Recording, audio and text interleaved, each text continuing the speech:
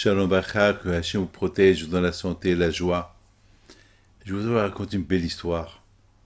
C'est une histoire que j'ai lue cette semaine et m'a donné beaucoup, beaucoup, beaucoup de force.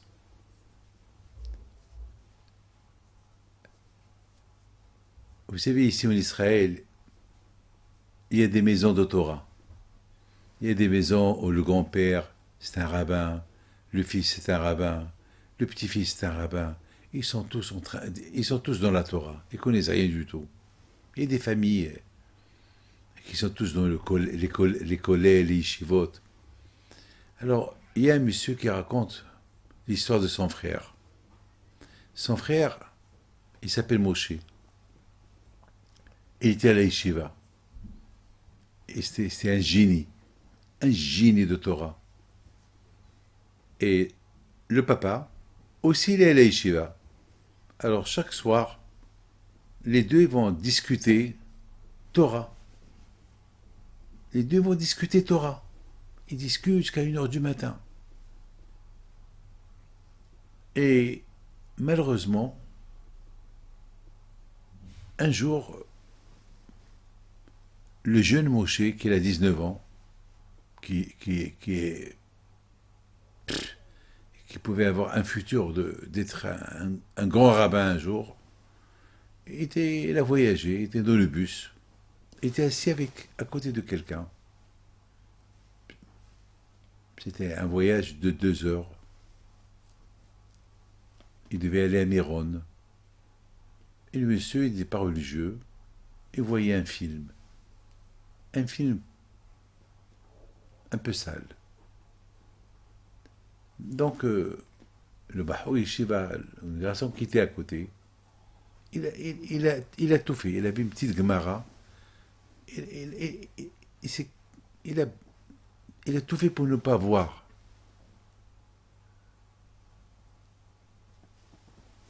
l'écran de son ami. À un moment donné, son ami, pas son ami, son voisin, lui dit, je ne te comprends pas. Pendant 2 heures, je suis en train d'étudier. Moi, pendant 2 heures, je me suis régalé, j'ai vu 2 films. Et qu'est-ce que ça te ramène d'étudier?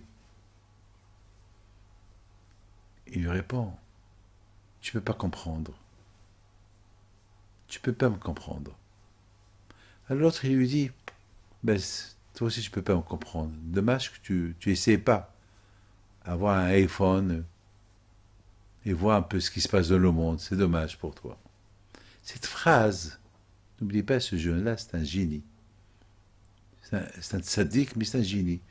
Cette phrase, il lui restait dans la tête. Qu'est-ce qu'il y a dans l'iPhone?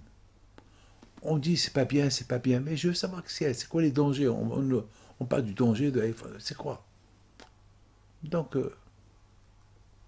il a amassé de l'argent, il s'est fait acheter un iPhone. Il était tellement intelligent, il a compris tous les combines de iPhone, et malheureusement, il a changé. Il est devenu très, très attaché. Il se cachait dans les toilettes. Il n'allait plus à la yeshiva. Il voyait les films. Et, enfin, son père, il a commencé à voir que son fils, il commençait à tomber. Un jour, son fils, il lui dit, papa, tu m'excuses, mais je fais plus Shabbat. Je fais plus ça, je fais plus ça, je fais plus ça. Comment? Mais tu étais... Comment? Papa, ne pose pas de questions. Là, papa, simplement, je viens te dire, j'ai fait mon passeport et je vais aller au Thaïlande. Je vais aller comme tout le monde, comme tous les Israéliens, je vais aller un peu me promener. Et le pauvre papa, il ne pouvait pas supporter. Il tombait malade, gravement malade. Il avait la maladie. Le chagrin, il tue, hein. Ses enfants, les frères, ils ont appelé Moshe. Il dit, papa, il est malade à cause de toi. Eh ben, arrive-toi chez le ma, qu'il soit en bonne santé. Mais viens le voir. Non, non, je ne peux pas. Le père, il voyait que ses jours approchaient. Il a réuni ses enfants. Je vous en prie. Je ne veux pas mourir avant que je voie Moshe. Au moins que j'étudie avec lui. Ce qu'on a étudié une fois ensemble. Beaucoup de fois on a étudié ensemble. Il y avait un sujet de Shneim ou Hazim Batalit. Il y a un sujet que on l'aimait tous les deux. Toujours on parle de ce sujet-là dans un sujet talmudique. Ils l'ont appelé. Je t'en prie, viens. Papa est en train de mourir. Il veut étudier avec toi avec un sujet avant qu'il quitte ce monde. Le monsieur, il est mort. Et bien sûr, avant de l'enterrer, ils ont commencé à faire des espédimes. Et pendant le espédim, il y a Moshe qui arrive avec un blouson, cheveux longs, petite kippa sur la tête. Il avait les cheveux frisés. Il a pleuré. Il se met devant son père. Papa, je sais que tu aurais préféré que je vienne étudier avec toi vivant. Mais lorsqu'on m'a dit que tu avais envie d'étudier avec moi, alors voilà, j'ai apporté avec moi mon livre. Voilà, je vais étudier avec toi maintenant. Mais je sais que tu es vivant. Je sais que tu m'écoutes. Mes amis, ce monsieur-là, il a fait une grande échouva. Pourquoi je raconte cette histoire? Pour vous dire combien il faut faire attention avec vos enfants, les téléphones. Mais je sais que vous avez besoin du téléphone pour le travail.